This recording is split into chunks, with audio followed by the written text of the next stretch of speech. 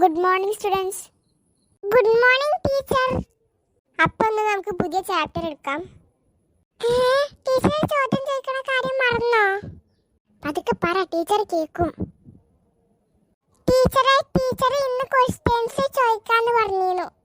ഓ, ഞാനത് മറന്നു. എല്ലാരോടും ഞാൻ ഇന്ന് GK ക്വസ്റ്റ്യൻസ് പഠിച്ചു തരാൻ പറഞ്ഞിരുന്നില്ലേ? അതാണ് ഇന്ന് ചോദിക്കണത്. നന്നായി. അപ്പൊ എല്ലാരും റെഡി അല്ലേ? Yes teacher. ആദ്യത്തെ ചോദ്യം തുമ്പിമോളോടാണ്.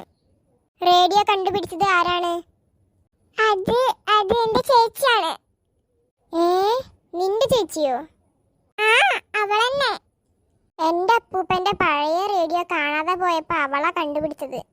തുമ്പിമോൾക്ക് നല്ല അടിയുടെ കുറവുണ്ട്. സുഹറ പറയൂ, ആരാണ് റേഡിയോ കണ്ടുപിടിച്ചത്? മക്രോണി. മക്രോണി അല്ലേ, നൂഡിൽസ് ആണ്. ഉത്തരം തെറ്റാണ്. ഇനി സൂസു പറയൂ. മാർക്കോണി. ഉത്തരം ശരിയാണ്. Very good Susu. Thank you teacher. ഇനി രണ്ടാമത്തെ ചോദ്യം.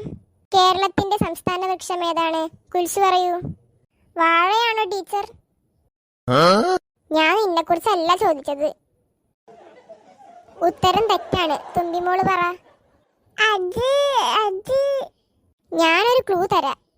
കേരളത്തിൽ ഏറ്റവും കൂടുതൽ കാണുന്ന മരമാണ് അത്. ആ, മനസ്സിലായി ടീച്ചർ. തന്നെയല്ലേ? Correct. May I come in teacher? വന്നോ? ഇന്നെന്താ നേരത്തെ എഴുന്നള്ളിയത്? അത് പഠിക്കാനുള്ള ആഗ്രഹം കൊണ്ടാണ് ടീച്ചർ. എന്നാ ഞാനൊരു ക്വസ്റ്റ്യൻ ചോദിക്കാം, അതിന്റെ ആൻസർ നീ തന്നെ പറ. കേരളത്തിന്റെ സംസ്ഥാന പക്ഷി ഏതാണ്? കാക്കല്ലേ ടീച്ചർ? അതെങ്ങനെ? ടീച്ചറല്ലേ പറഞ്ഞത് തെങ്ങ് കേരളത്തിന്റെ സംസ്ഥാന വൃക്ഷമായത്?